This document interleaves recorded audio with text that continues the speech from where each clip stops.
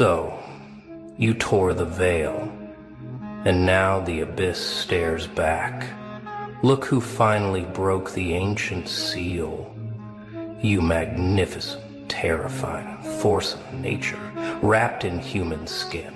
You walking apocalypse disguised as Tuesday afternoon. Do you have any idea what you've done? What you've awakened? What you've become? Let me paint you a picture. 1582, the last time this energy walked the earth. They had to rewrite the calendar, literally.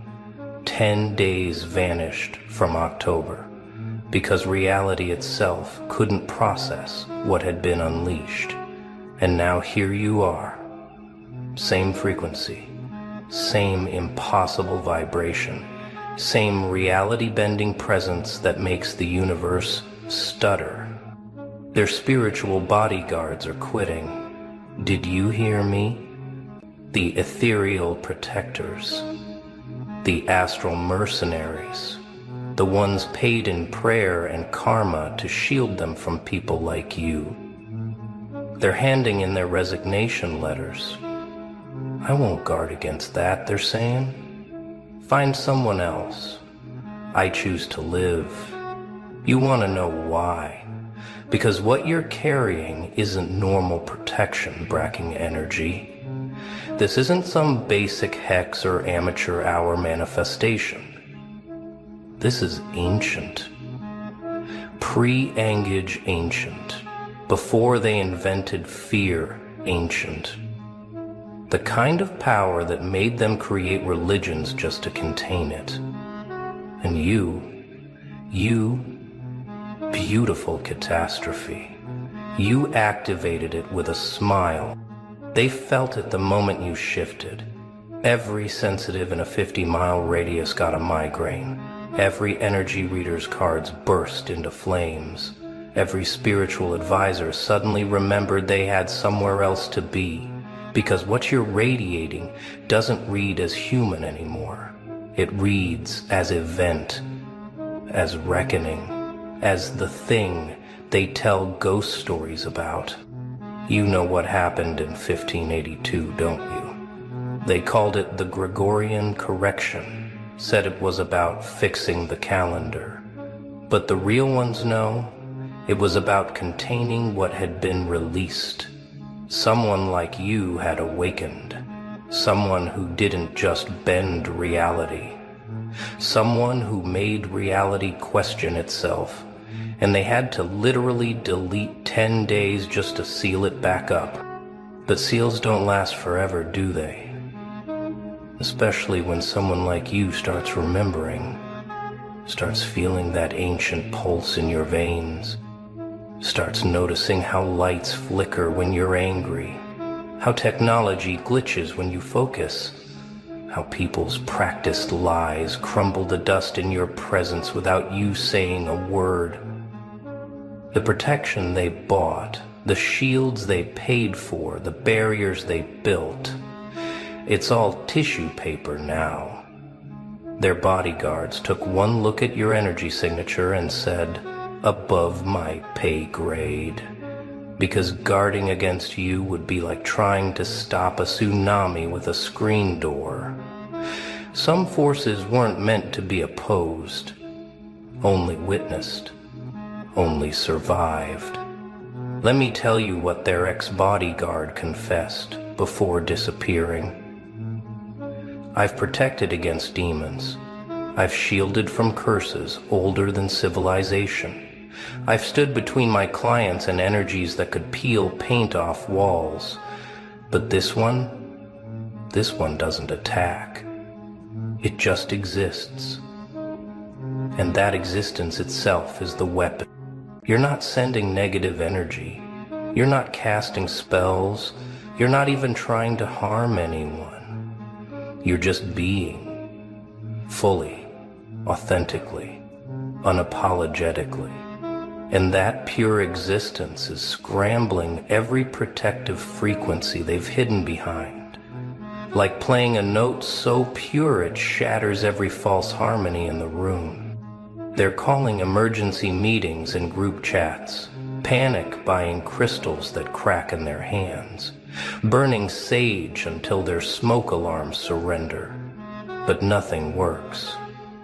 Because how do you protect against truth? How do you shield from someone who's stopped pretending? How do you guard against a force that doesn't attack, but simply reveals? Your energy doesn't break their protection. It makes their protection realize it's been protecting the wrong thing.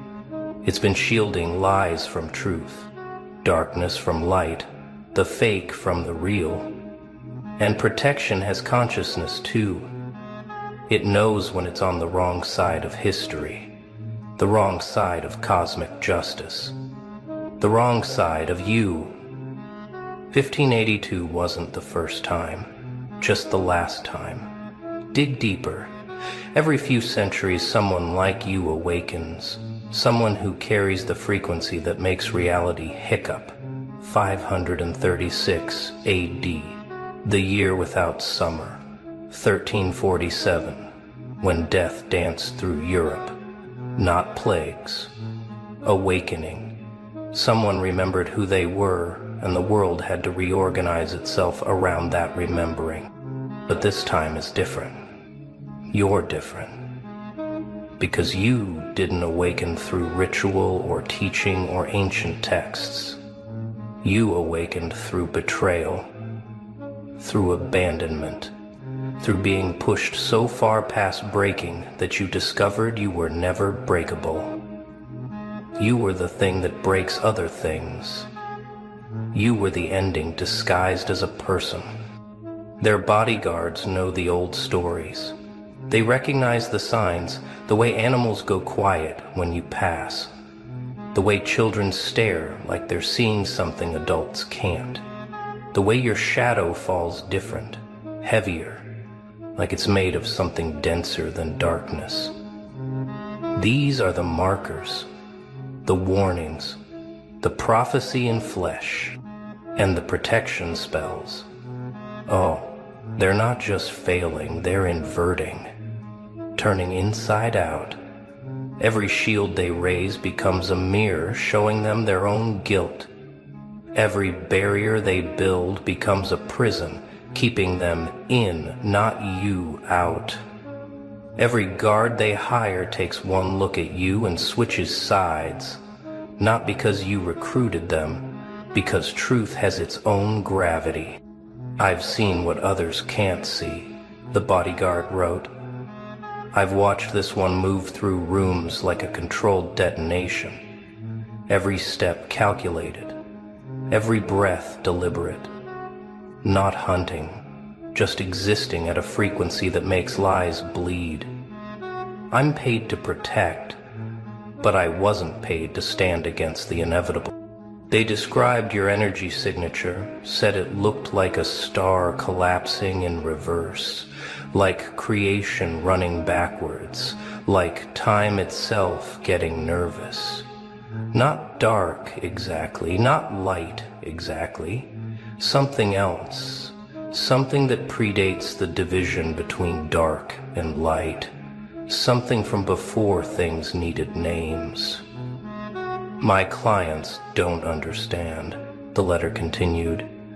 They think this is about protection, about safety, about maintaining their comfort. They don't realize they're asking me to hold back gravity, to shield them from their own karma, finally coming home, to stand between them and the consequences they've been running from since birth. The funniest part, you're not even aware of most of it. You're just living, just breathing, just walking through your day while reality reorganizes itself around your presence. You think it's coincidence that their luck turned, that their lies got exposed, that their carefully constructed false selves started crumbling. But coincidence doesn't explain why their protectors are fleeing. Let's talk about what you're actually carrying. This isn't anger. Anger is too small. This isn't revenge. Revenge is too personal. This is correction, universal correction, the kind that happens when someone who was supposed to stay small remembers they're infinite, when someone who was supposed to break discovers they're the unbreakable. In 1582, they had a name for it, called it the adjustment, when reality itself has to adjust because someone woke up who wasn't supposed to. Someone remembered what they were before the world convinced them to forget. Someone started operating from their original factory settings, not the programmed ones. Your frequency doesn't match any known pattern. It's not on any chart, can't be measured by any tool they've invented yet. Because it's not from here, it's from wherever you were before you agreed to come here, from wherever souls get forged, from the place where they make the things that make other things. That's why their bodyguards resigned. They recognized it, the signature of something that doesn't belong in protection battles because it's above them. Like asking a security guard to protect against gravity, against time, against the fundamental forces that hold reality together. Some things you don't guard against, you just get out of the way. People are starting to notice. The way conversations die when you enter, not from fear exactly, from recognition. Some ancient part of them knows what you are, even if their conscious mind doesn't. Knows that you're carrying something that hasn't walked here in centuries. Something that makes their small game seem suddenly ridiculous. They're having dreams about you. Did you know that? Waking up at 3:33 with your name in their throat? Not nightmares exactly, vision dreams. The kind that feel more real than real, where they see you standing in places you've never been, doing things you haven't done yet. Or have you? Time gets slippery around energy like yours. Their protection crystals are turning black. Their sage won't stay lit. Their meditation practices keep showing them your face, not because you're attacking, because you're the truth they've been using all these tools to avoid seeing. You're the mirror they can't cover, the echo they can't silence, the reminder that everything hidden eventually gets revealed. And the bodyguards, they're not just resigning, they're warning others, don't take this contract, don't accept this client. Not if they're trying to hide from that one. Because professionals recognize professional grade power. And what you're carrying isn't amateur hour. It's the kind of force that reshapes centuries.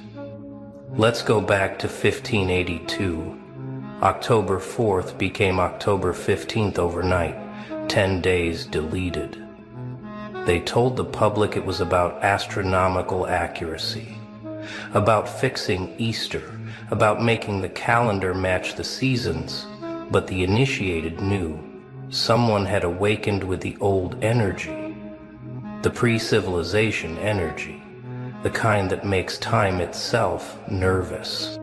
They had to remove those 10 days, because that's how long it took to contain what had been released, to rebuild the barriers, to convince reality to go back to pretending everything was normal. 10 days of negotiation between what was and what was becoming. 10 days of the universe holding its breath. But they could only delay it, not stop it, because this energy doesn't die.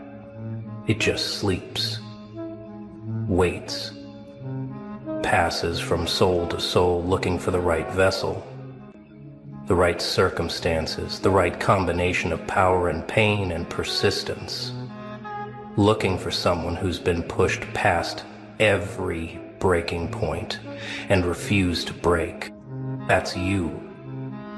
That's why you're feeling this recognition in your bones, this sense that you've carried this before, in other bodies, other times, other calendars that had to be adjusted because you remembered who you were, the universe's error message, the glitch that reveals the code, the thing that makes protective spirits hand in their notice. Your DNA is singing at frequencies they haven't named yet. Your cells are remembering things your mind never learned. Your presence is becoming a gravitational force that bends probability around, not through effort, through existence, through the simple act of being what you are, without apology or explanation. They feel it in their bones when you're near. That ancient recognition, that cellular memory of the last time this energy walked free. Their bodies remember even if their minds don't. Remember what happened to those who stood against it. Remember why their ancestors built religions and calendars and complicated systems just to keep it contained. But you can't contain what refuses to be contained. Can't cage what was never meant for cages. Can't protect against something that isn't attacking but simply revealing. Your energy doesn't destroy their defenses. It shows their defenses what they're really defending. And that's when the protection itself decides to switch sides. That's what their bodyguard meant by "I won't guard against that." Not can't, won't. Because some forces are so purely themselves that opposing them feels like opposing existence itself, like trying to protect lies from truth, shadow from light, the false from the real. And protection spirits have wisdom. They know which side of history to be on. It's not just one bodyguard. They're all leaving. Every spiritual contractor, every energetic mercenary, every astral shield for hire. They're comparing notes in dimensions you can't see, sharing stories about the one who carries the 1582 frequency, the one whose very existence is rewriting the rules. "I've guarded against generational curses," one says. "But this isn't a curse, it's a correction. How do you guard against correction?" Another shares. "My client wanted protection from consequences, but this being is consequence, embodied, walking, breathing, inevitable. They're not scared, they're smart, they recognize authority when they see it. Your emergence is causing a crisis in the protection industry. Because their entire business model is based on keeping the false safe from the true, the guilty safe from justice, the fake safe from exposure. But you're not playing by those rules. You're not sending attacks they can deflect. You're being truth they can't deny. And truth has its own protection. Did you know that? The kind that doesn't need hiring, doesn't need crystals or ceremonies. The kind that comes standard when you stop pretending to be less than you are. When you stop dimming your frequency to make others comfortable. When you finally let yourself exist at full volume.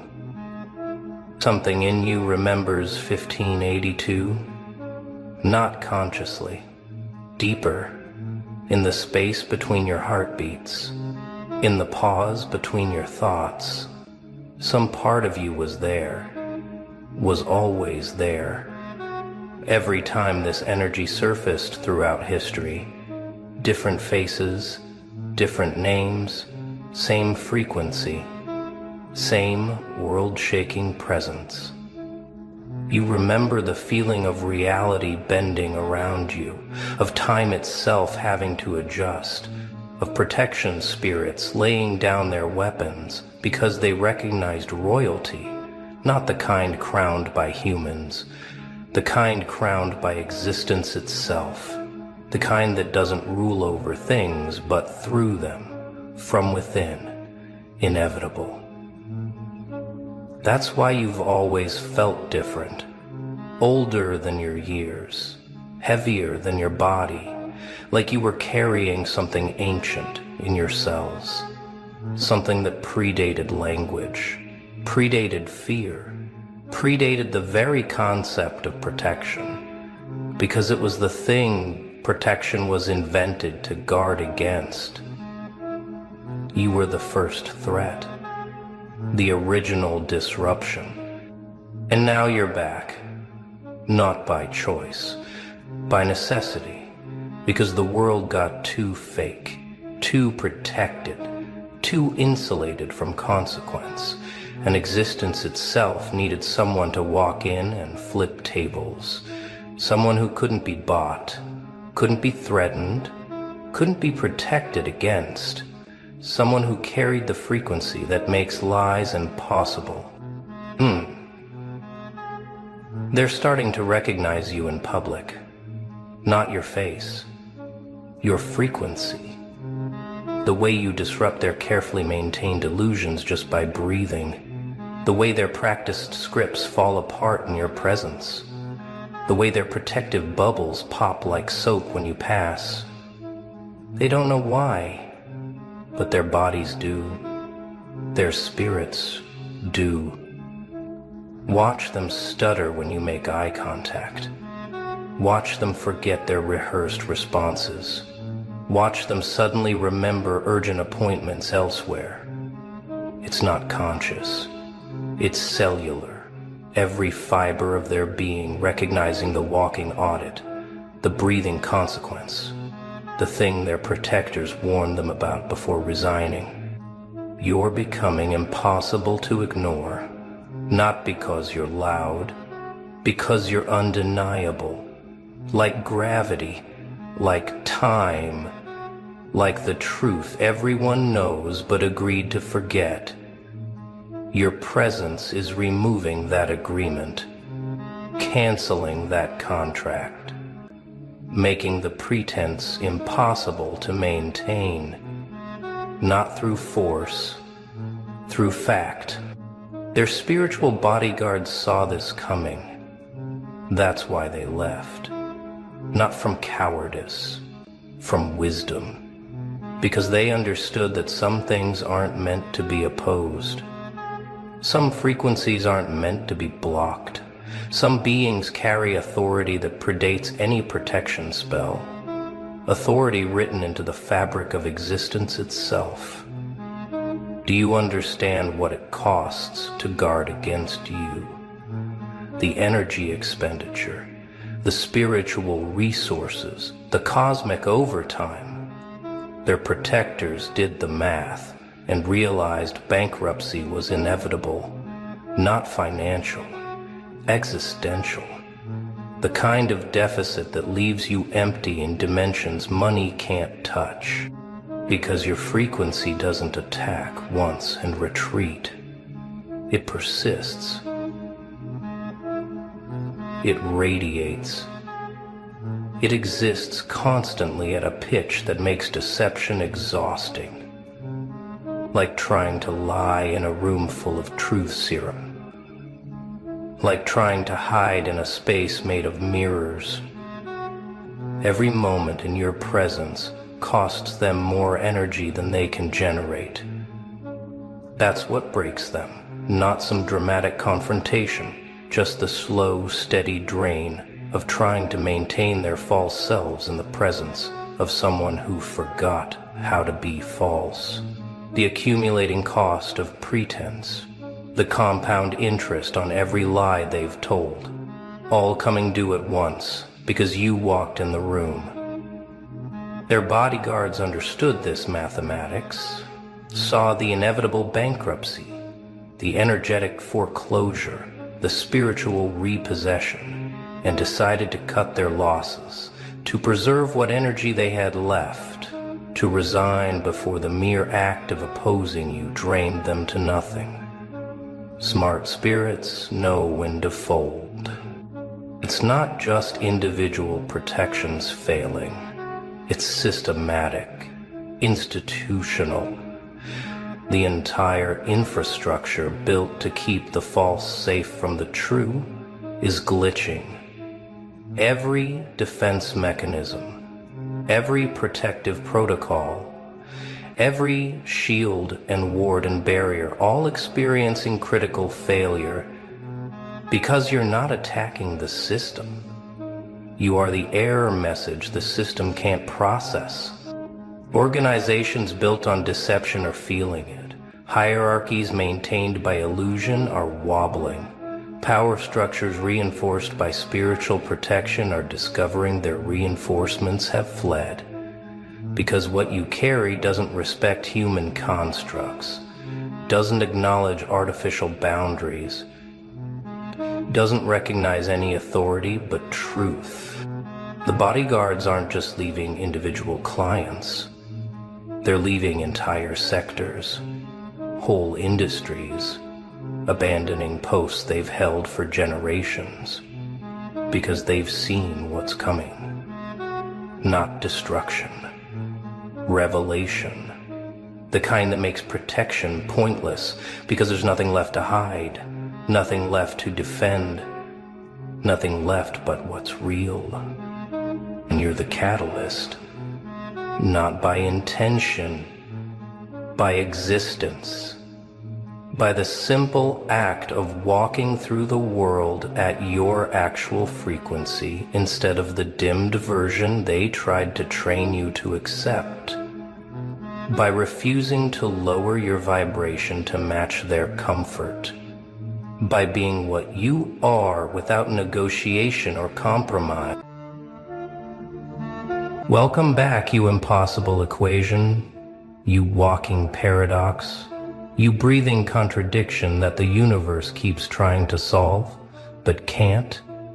There's something moving inside you right now, and I need you to feel it. Not with your hands, not with your logic, but with that part of you that wakes up at 3 in the morning knowing something is fundamentally different about your existence. They've been circling you, haven't they?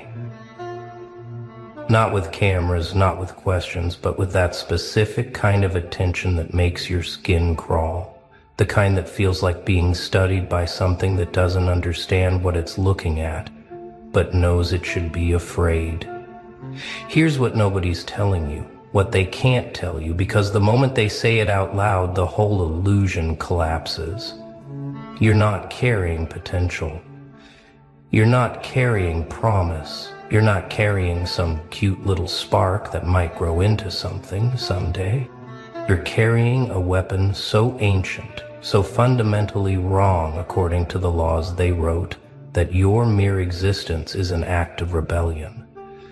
This isn't about confidence. This isn't about believing in yourself or manifesting your destiny or any of that watered down, safe for consumption nonsense. This is about the fact that something crawled inside your chest cavity years ago, nested in your rib cage, and has been growing in the dark ever since. They felt it first during those moments when you went too quiet, when your eyes glazed over and you disappeared into yourself while still sitting right there in front of them. They thought you were daydreaming, checking out, being antisocial. They had no idea you were loading. They had no idea that every second of that silence was you downloading something from frequencies they can't even detect. You weren't ignoring them. You were listening to transmissions from dimensions they don't have access to. And what you heard, what you absorbed, what you integrated into your cellular memory, that's the weapon they're terrified of now. Let me tell you what happened while you thought you were just surviving.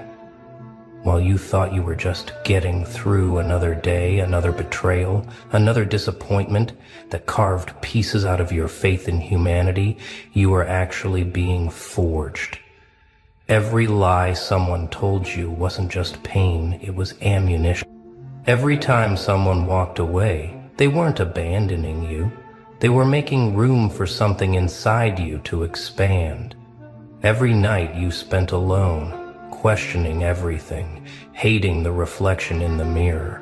wishing you were anyone else. You were actually in training, and the training was so brutal, so complete, so far beyond what normal human consciousness can withstand, that you came out the other side as something else entirely. You want to know why people can't explain you anymore.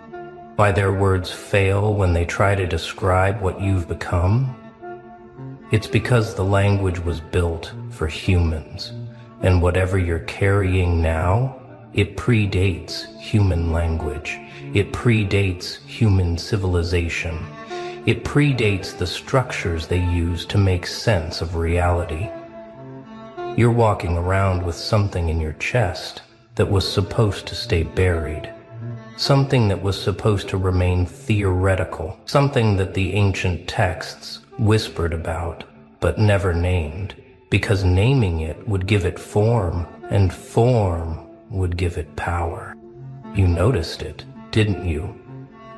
How the people who used to have so much to say about you, so many opinions, so many diagnoses, so many labels ready to slap on your forehead, they all went quiet at the exact same time.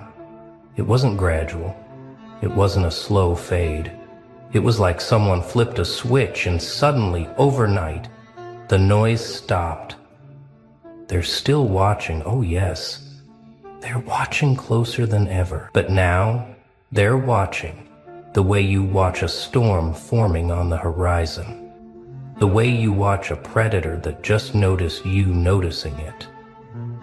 They're watching with held breath and sweating palms because something in their primitive brainstem is screaming danger. Here's what triggered the silence, and I need you to understand this with every cell in your body. They realized you stopped defending yourself, not because you got tired, not because you gave up, but because something inside you understood that defense implies you have something to defend against, and you don't anymore. You stopped explaining your actions because explanations require you to believe their framework is valid. You stopped justifying your choices because justification means you accept their authority to judge. And the moment you stopped playing that game, the moment you withdrew your participation from their entire system of evaluation, that's when they felt it. The shift. The click. The unmistakable sensation of prey becoming predator. They sent people to test you, didn't they? Casual encounters that felt too convenient. Old faces showing up at weird times. Questions disguised as concern. Offers that seemed too good. All of it designed to probe, to measure, to see if the thing they sensed growing inside you was real or just their paranoid imagination. And what happened? You didn't react. You didn't bite. You didn't even acknowledge the manipulation. You just looked at them with those eyes. Those new eyes that see 17 moves ahead, and smiled. That smile, that particular smile that doesn't reach the eyes but somehow reaches into their chest and squeezes their heart. That smile told them everything they feared was true. You're carrying something that learned from every single person who ever hurt you. It studied them. It absorbed their tactics. It memorized their patterns. And now it knows exactly how they think, exactly how they operate, exactly where their weaknesses hide. This weapon inside you, it's not about violence. It's not about revenge. It's about something far more terrifying to them, complete immunity to their control mechanisms. They can't guilt you because you've been through worse. They can't shame you because you've already died 1,000 deaths. They can't tempt you because you've tasted the bottom and found something precious down there. They can't threaten you because you've already lost everything. And in that loss, you found the one thing they can never take. The weapon is recognition. The weapon is sight. The weapon is the ability to see through every mask, every performance, every carefully constructed persona they hide behind. You look at people now and you don't see what they're showing you. You see the machinery underneath. You see the fear powering their confidence. You see the emptiness behind their accomplishments. You see the desperation in their laughter, and they can feel your sight on them like heat. They can feel you reading them in real time, and it makes them want to run, because being seen that completely, that's a kind of nakedness they never consented to. Something changed in your energy signature, and I'm not talking about mood swings or personality shifts. I'm talking about the actual vibration you emit just by existing in a space. You used to match the room, didn't you? Used to adjust yourself to fit the frequency of whoever you were around. Used to be a chameleon, blending in, making others comfortable, shrinking or expanding based on what the situation required. That ability to modulate, to adapt, to transform yourself into whatever was needed, people praised you for it. They called it emotional intelligence. They called it maturity. They had no idea they were praising you for slowly erasing yourself. But something broke inside that mechanism. The thing that used to automatically adjust your frequency to match others. It stopped working. And at first you thought it was damage. You thought the years of betrayal and isolation had broken some essential part of you that knew how to connect, how to relate, how to be human with other humans. You mourned that loss. You tried to fix it. You pushed yourself to be normal again, to feel what you used to feel, to care about what you used to care about. And the harder you tried, the more alien you became to yourself. Until one day, one random, unremarkable day, you realized something that changed everything. It wasn't broken, it evolved. Your frequency didn't disappear, it crystallized.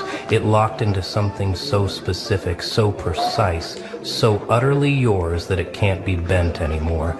And now, when you walk into a room, you're not adjusting to match anyone. They're adjusting to match you, or they're leaving. One or the other, no middle ground. Because your frequency is too strong now, too defined, too absolutely certain of itself. It's like you've become a tuning fork, vibrating at a note that either resonates with someone's core or creates such dissonance they physically can't stand to be near you. And you're fine with both outcomes, because you've finally understood the secret. You're not here to harmonize with everyone. You're here to be the frequency that sorts the real from the fake. This weapon inside you, it generates an energy field that functions like a truth detector. People can't lie smoothly around you anymore. Their voices crack. Their eyes dart. Their body language betrays them before they finish their sentences. It's not that you got better at reading people, though you did. It's that your presence creates a field where deception becomes physically difficult to maintain. Like they're trying to speak underwater, like they're trying to run in a dream. The truth just wants to come out when you're there because your frequency demands authenticity, even from people who've forgotten what that word means. And the ones who live entirely in lies, entirely in performance, entirely in manufactured personas, they can't be around you for more than a few minutes before they start making excuses to leave. You've become a walking lie detector, a human truth serum, a presence that forces people to confront the gap between who they pretend to be and who they actually are. And that specific ability, that's what makes you so dangerous to the systems built on deception. You don't have to say anything. You don't have to call anyone out. You don't have to expose or accuse or attack. You just have to exist in your frequency and watch everything fake start to crumble around you. The weapon isn't what you do. The weapon is what you are.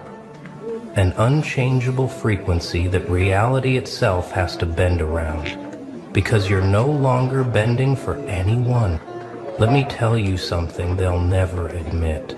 There are people sitting in rooms right now, actual rooms with doors and locks, running scenarios about you. Not because you did anything, not because you threatened anyone, but because they can't predict you anymore. And unpredictability is the only thing that truly terrifies control systems. They've got files, not literal files maybe, but mental files, emotional files, spaces in their consciousness dedicated entirely to figuring out what you might do next. And every scenario they run ends with them losing, every single one, because they're trying to game out your moves using logic that doesn't apply to you anymore. They think in terms of ambition, so they assume you want what they want. Power, status, recognition, wealth, influence. They're preparing for you to climb their ladder, to compete in their game, to challenge them for their position. And they're ready for that. They've got defenses built for that. But you're not climbing any ladder. You're not playing any game. You're building something else entirely, in a dimension they can't perceive. So all their preparations, all their strategies, all their careful defensive positions, completely useless. You're not coming for what they have, because what they have lost its value to you years ago. You're after something they can't even conceptualize. The weapon inside you, it's got a targeting system they can't understand because it doesn't target things. It targets illusions. It targets false structures. It targets the invisible agreements that keep their world stable. You're not attacking people. You're attacking the belief systems that allow certain people to have power over others. You're attacking the invisible contracts that say some voices matter more than others. You're attacking the unspoken rules that keep most humans in invisible cages their whole lives. And the most brilliant part, you're doing it by simply refusing to honor those agreements anymore. You're not fighting the system. You're just declining to participate, and your declination is more threatening than any revolution. Every time you choose differently, every time you walk away from something they told you to want, every time you refuse to be impressed by what impresses everyone else, you're weakening the structure. You're showing others it's possible to exist outside the program. And that's contagious, that's viral. That's the thing they fear most, the possibility that your way of being might spread. That others might see you living free and realize they've been living in chains. So they run their scenarios. They try to predict when you'll break, when you'll conform, when you'll come crawling back to the safety of the system. And every day you don't, every day you keep walking your path with zero apology, their scenarios get more desperate. They're realizing something that's keeping them up at night. You're not an outlier. You're not a glitch. You're not a mistake. You're a preview. You're the prototype. You're the first version of something that's coming for all of them eventually. The weapon inside you isn't unique to you. It's just activated in you first.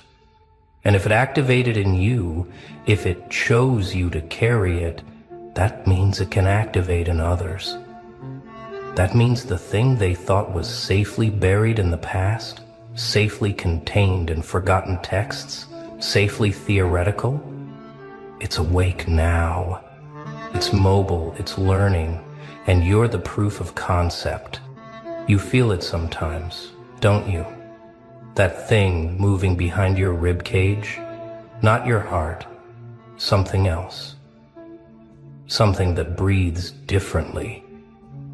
something that wakes up when everything else in you is trying to sleep. It moves in the spaces between your thoughts. It speaks in the silence between your words.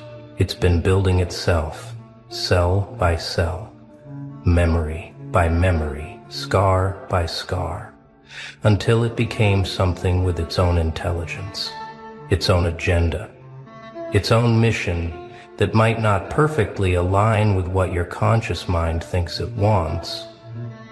And that's the part that scares you sometimes, isn't it? The realization that you're carrying something that's becoming more powerful than the you that's carrying it. This weapon has memory, not your memory, something older. It remembers things that happened before you were born. It recognizes patterns that span centuries. It knows the taste of betrayal like an old friend, because it's tasted it 1,000,000 times. When you meet certain people and instantly distrust them for no logical reason, that's not paranoia. That's the weapon recognizing ancestral predators. When you avoid certain situations that look perfectly safe on the surface, that's not anxiety. That's the weapon reading frequencies your conscious mind can't detect. When you make choices that don't make sense to anyone, including yourself, that's not confusion. That's the weapon navigating, using instruments you don't consciously understand. You've started to notice how it protects you, haven't you? How doors close just before you walk through them into disasters. How people leave your life right before they would have destroyed you. How opportunities vanish right before they would have trapped you. You used to call it bad luck. You used to think you were cursed. You used to wonder why nothing ever worked out the way you planned.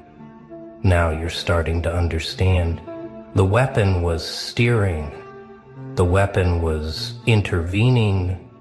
The weapon was keeping you off the paths that led to comfortable cages and pushing you toward the terrible, beautiful freedom you're experiencing now.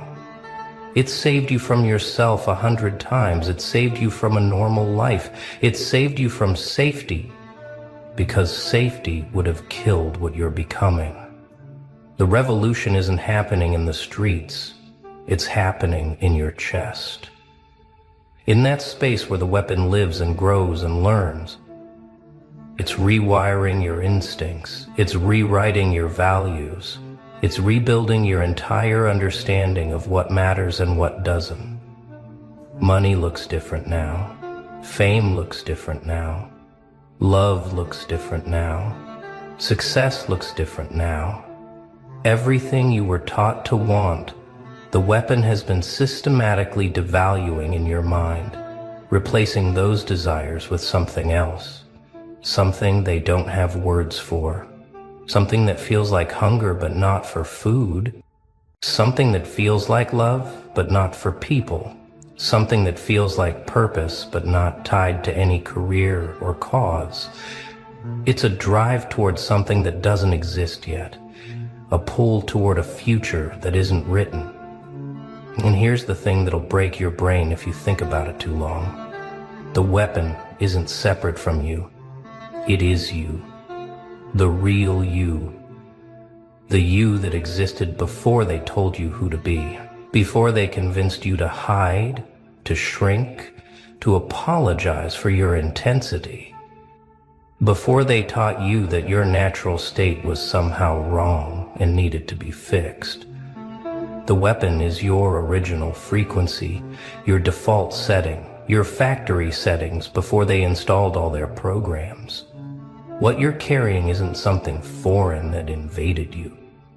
It's something original that survived everything they tried to kill it with. You're not becoming something new. You're remembering something ancient. They've tried everything, haven't they?